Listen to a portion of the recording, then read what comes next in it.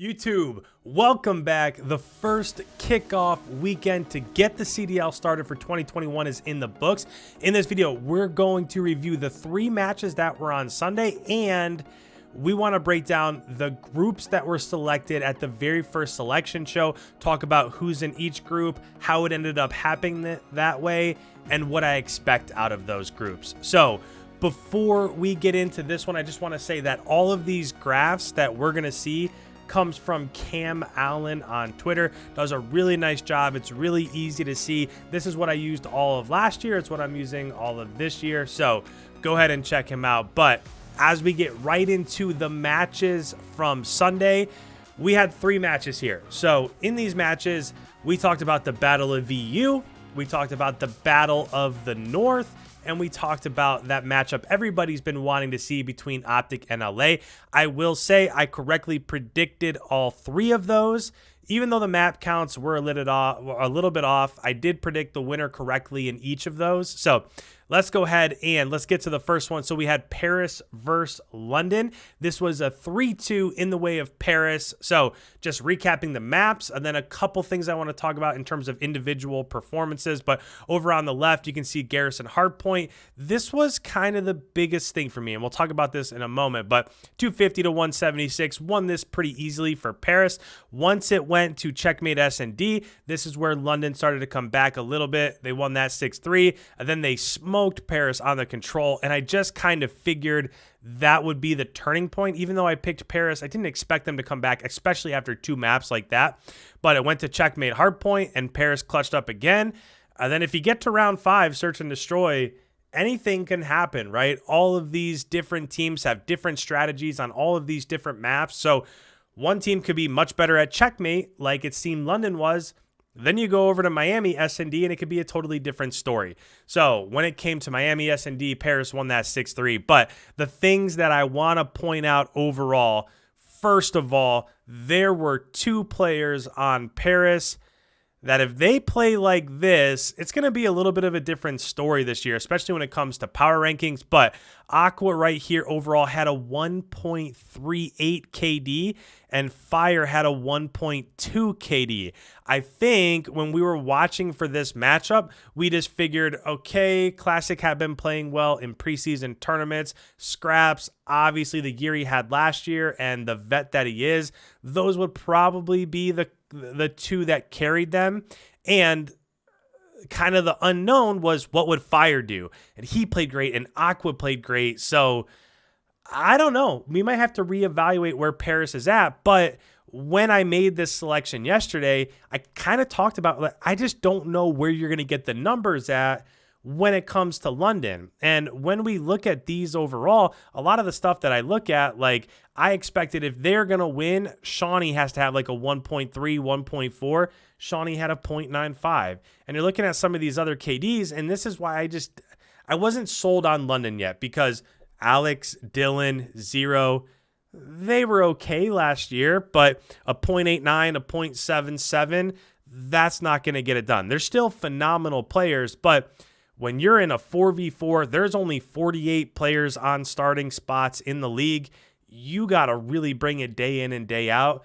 0.77, 0.89, not really going to get it done. So the first matchup, Battle of VU, went to Paris.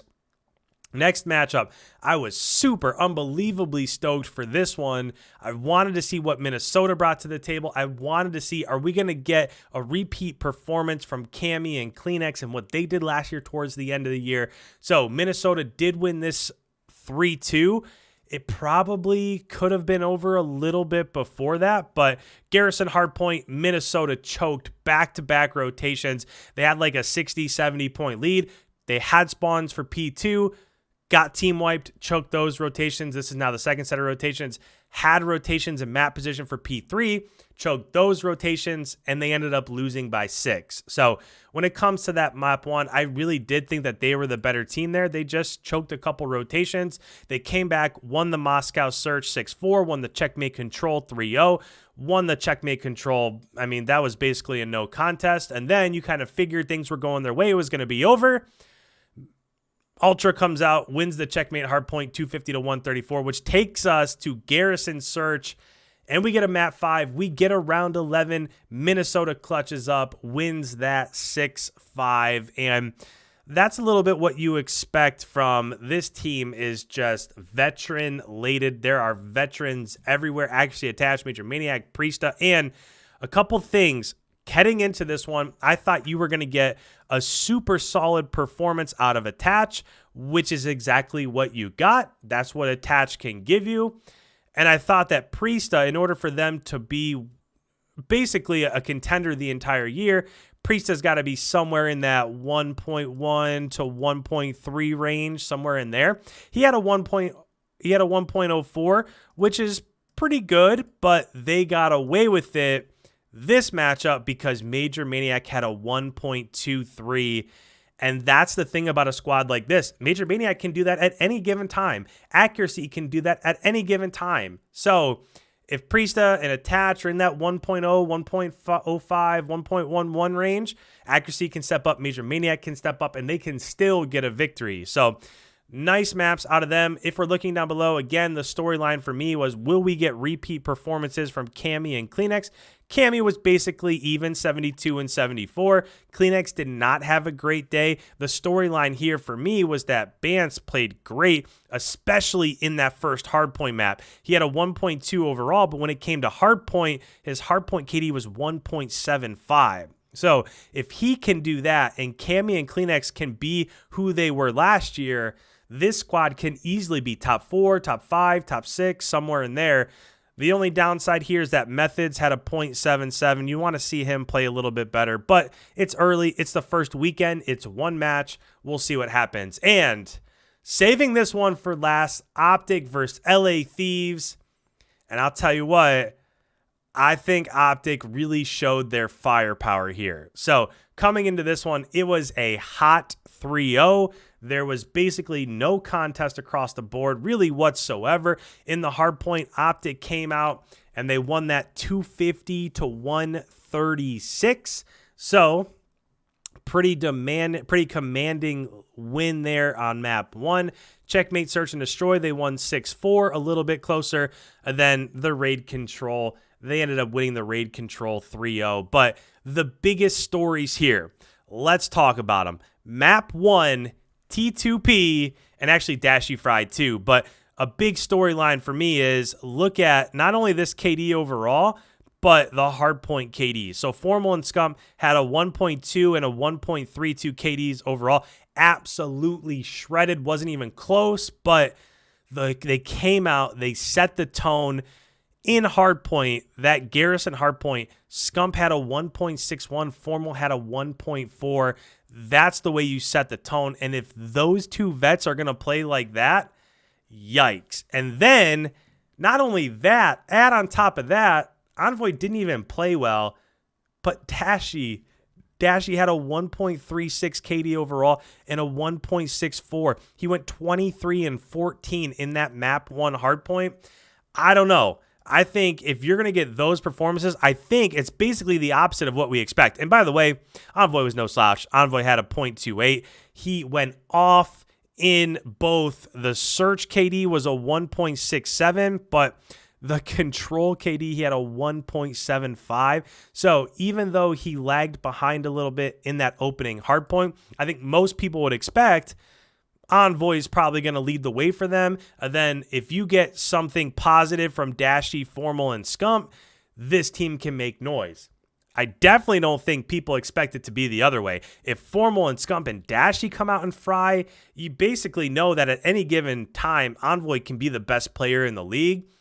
You start to throw this in there, they're a tough squad to deal with. But the question marks that we talked about yesterday is, I felt like we know what we were going to get out of Slasher, know what we were going to get out of Temp. The question marks for me, as always, it will be throughout the entirety of the year, is what are you going to get out of TJ? What are you going to get out of Kenny? And Kenny had a 0.75. TJ had a 0.73.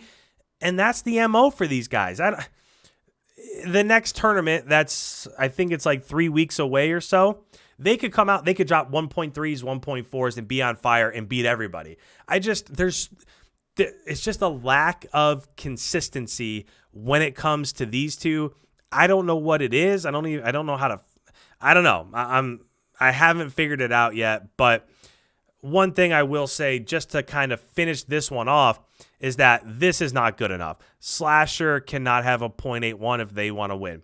Slasher has to be in the 1.2, 1.3, 1.4 range, as he was for the majority of last year's season at Modern Warfare.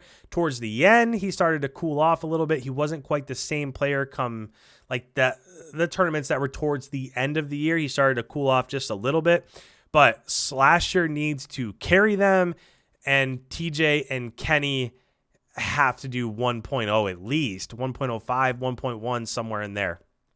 So that was the first part. I wanted to go through these three matchups. The last thing is I wanted to talk about our groups. So these are our groups right here for, this will be for the first home series, the Atlanta FaZe home series. So essentially how this worked is it started with Dallas on the left and Atlanta on the right. And from there, the teams just went back and forth and picked. So Dallas elected to put Chicago in Atlanta's bracket. And after that happened, now Atlanta had the pick. So Atlanta selected LA Thieves to go over towards Dallas's group. So right now, those teams are, I don't know, it seems to be the two teams that people are kind of the most afraid of.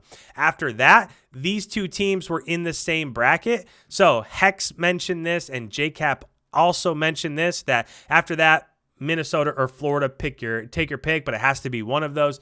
So OpTic then picked Minnesota to go over to Group A. Then JCap picked Florida to go over to Group B. And then from there, it just kind of, you can see how this is going. Attach then picked Toronto. This is a good pick, I think. I think Toronto, right here, kind of where we're at right now, that's kind of the cutoff line for me personally in terms of teams that are contenders. That can obviously change week by week. We're super early, but those are probably the top 7 in my view. And then from there, Florida picked London over here. And then Toronto picked New York. London picked LAG, and then Octane was kind of joking that they didn't even get to play. So I think they didn't even get to pick. Clayster put Paris over here, and then by default, Seattle was the last team picked. And I think that kind of says something. I think it says that a lot of these teams don't expect much out of them. And I don't know. I think if Octane is the Octane from last year, we've talked about this a lot. I just don't know if Looney and Pristini can shred with a lot of these other SMGs. You saw it today. Attach comes out, drops a 1.1. I mean, can Pristini and Looney just do something like that consistently? Scump absolutely shredded today, right? We could go down the list.